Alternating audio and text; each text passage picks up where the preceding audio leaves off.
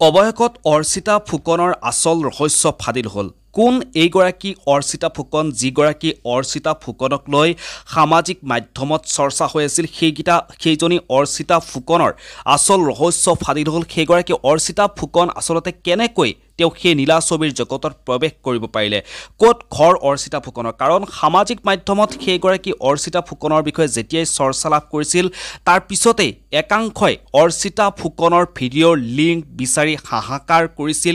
সেইগৰাকী অৰ্চিতা ফুকনৰ আচল ৰহস্য, আচল তথ্য নজনাকৈ বহুতেই অৰ্চিতা ফুকনৰ লিংক বিচাৰি হাহাকাৰ কৰিছিল। বহুতেই তেওঁৰ ফেচবুকৰ সামাজিক মাধ্যমৰ যি একাউণ্ট আছে ইনষ্টাগ্ৰামত, সেই একাউণ্টটো চাই বহুতেই ক'ব বিচাৰিছিল যে সেইগৰাকী অৰ্চিতা ফুকন প্ৰকৃততে এজন প্ৰকৃত মানুহ নহয়, সেয়া এআইৰ দ্বাৰা নিৰ্মাণ কৰা এজন ব্যক্তি। এআইৰ জৰিয়তে সেইগৰাকী অৰ্চিতা ফুকনক বনাইছে আৰু এআইৰ জৰিয়তে সেইগৰাকী অৰ্চিতা ফুকনে নীলা ছবিৰ জগতত প্ৰৱেশ কৰিছে বুলি অসমখনৰ নাম বদনাম কৰিবৰ কাৰণে চেষ্টা কৰিছে।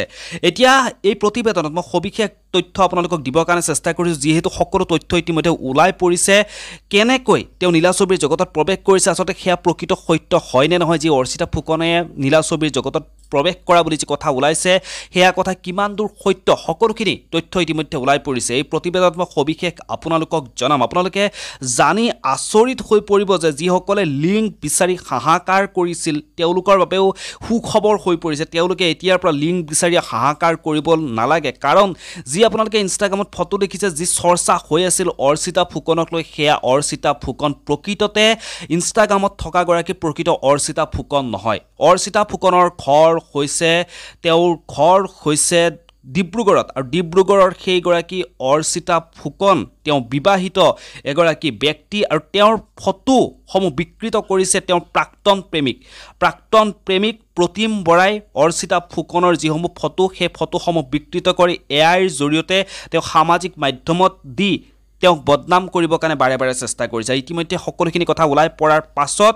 আৰক্ষীয়ে তেওঁৰ প্ৰাক্তন প্ৰেমিকক, যিগৰাকী প্ৰাক্তন প্ৰেমিকে অৰ্চিতা ফুকনক বদনাম কৰিবৰ কাৰণে চেষ্টা কৰিছিল, সেই বিবাহিত ব্যক্তিজনক, সেই মহিলাগৰাকী বদনাম কৰিবৰ কাৰণে চেষ্টা কৰিছিল, তেওঁক ইতিমধ্যে আৰক্ষীয়ে গ্ৰেপ্তাৰ কৰিছে। ঘটনাটোৱে ইতিমধ্যে সামাজিক মাধ্যমত চৰ্চা লাভ কৰিছে, কাৰণ ইতিমধ্যে বহু দিনৰ পৰাই ঘটনাটোৱে চৰ্চা লাভ কৰি আছিল যে অৰ্চিতা ফুকনৰ লিংক বিচাৰি সকলোৱে হাহাকাৰ কৰিছিল।